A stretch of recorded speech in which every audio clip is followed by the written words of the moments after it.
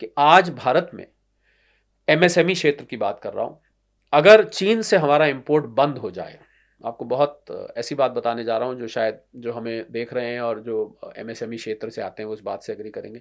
बहुत सारी ऐसी इंडस्ट्रीज हैं कि अगर आज हम चीन से इंपोर्ट बंद कर दें तो उनका काम ठप हो जाएगा, टोटली ठप हो जाएगा, क्योंकि या तो वो कच्चा माल लेते हैं या ऐसा माल लेते हैं जिसमें यहाँ की स्टैंप लगा के बेचते हैं, वहाँ से रेडीमेड माल मंगाते हैं और अपनी स्टैंप उस पर लगा देते हैं, क्योंकि उस कीमत पर सामान भारत में हम नहीं बना पा रहे हैं और कई जगह वो क्वालिटी भी हम नहीं बना पा रहे हैं। चीन ने दो जगह हमें मात दी है, क्वालिटी में और कीमत में, कॉस्ट ऑफ प्रोडक्शन में और क्वालिटी ऑफ प्रोडक्शन में। मुझे लग रहा है भारत को अगर चीन को किसी भी तरीके से पछाड़ना है, कम से कम उसके बराबर आना है, पछाड़ना तो पीछे दूर की कौड़ी है, तो हमें क्वालिटी और कॉस्ट ऑफ प्रोडक्शन हमें अपनी किसी तरह कम करनी पड़ेगी। मैं चीन गया हूँ संजीव, और चीन का ग्वांगडोंग प्रोविंस है, वहाँ पर शंघाई के पास भी कुछ इंडस्ट्रियल बेल्ट्स हैं। आप मानेंगे नहीं, आज भी जबकि चीन $20 ट्रिलियन की अर्थव्यवस्था है और जिस समय चीन 10% की रफ्तार से बढ़ रहा था, जीडीपी रफ्तार से, ये आंकड़ा बहुत काम का है। क्यों काम का है अभी बताऊंगा आपको। 10% प्रति वर्ष की रफ्तार से बढ़ रहा था। उन फैक्ट्रीज में संजीव, मैं आपको मेरी आंखों देखी बात है, लोग काम कर रहे थे जो खाली जिनको एक लंच मिलता था और डिनर मिलता था, तनख्वाह नहीं मिलती थी,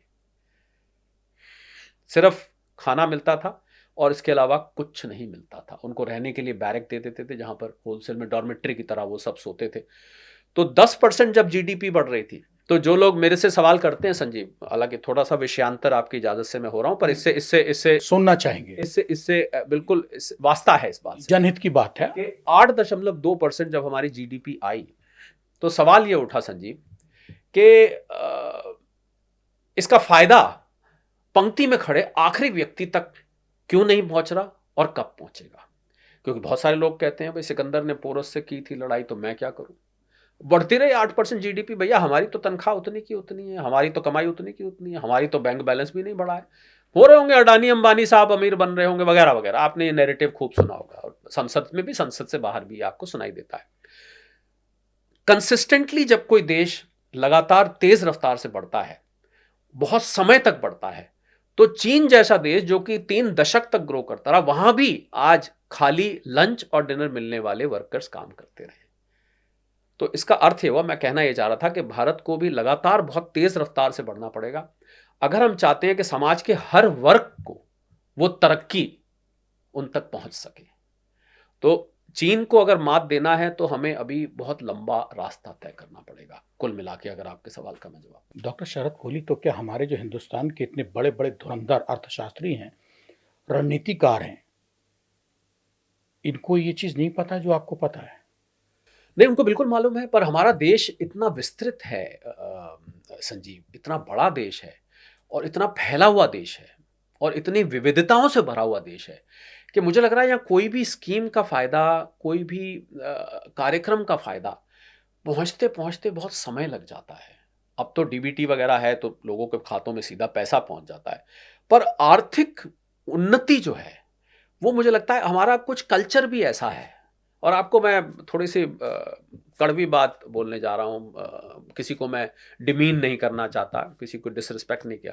मैंने कहीं पर किसी का कोई मकान बन रहा था, कुछ वहाँ मजदूर काम कर रहे थे, उनको एक तनख्वाह रोज की दिहाड़ी मिलती होगी। मैंने उनसे कहा, मैंने कहा आप ऐसा करो ना, आप 2-3 घंटे, वो 10 बजे सुबह आते थे, 5 बजे अपना शर्ट वर्ट पहन के तैयार हो जाते थे, मैं देखता था, मेरे मित्र थे, मैं जाता था। मैंने कहा कितनी दिहाड़ी मिलती है? कहते साहब हमें 600 रुपये 800 रुपये रोज की दिहाड़ी मिलती है। मैंने कहा, और मैंने ठेकेदार से बात करी, मैंने कहा अगर ये 8 बजे तक काम करें, जैसे कि आम आदमी करते हैं काम 8 बजे तक, तो इनकी दिहाड़ी, कहता है साहब इनकी दिहाड़ी फिर हम 900 रुपये कर देंगे। मैंने दूसरे दिन उन वर्कर्स को 4-5 को अलग बुलाया, मैंने कहा ऐसा है, मेरी ठेकेदार साहब से बात हुई थी। देखिए ये दृष्टांत बहुत ही व्यक्तिगत है, पर ये प्रैक्टिकल है, ये प्रैक्टिकल है। उन्होंने कहा सही, हम तो सर 5 बजे के बाद काम नहीं करेंगे। मैंने कहा आप घर से गरीब हैं? कहते हैं हम तो गरीब आदमी हैं, हम तो रोज की दिहाड़ी मिल जाती है। तो मैंने ये देखा कि भारत में कुछ वर्ग ऐसा है जो ज्यादा पैसा कमाना भी नहीं चाहता है, पैसा चाहता है पर पैसा कमाने के लिए प्रयास नहीं करना चाहता है। मैं ये कड़वी बात बोल रहा हूँ, सच बोल रहे हैं लेकिन, और पर ये सच है। और मैंने जमीनी तौर पे ये कोई एक व्यक्ति से बात करके नहीं बताया, ये मैंने सैकड़ों व्यक्तियों से बात करा।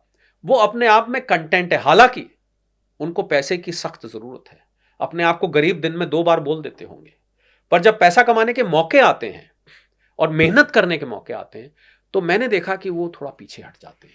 यही चीन और भारत में बहुत बड़ा फर्क है।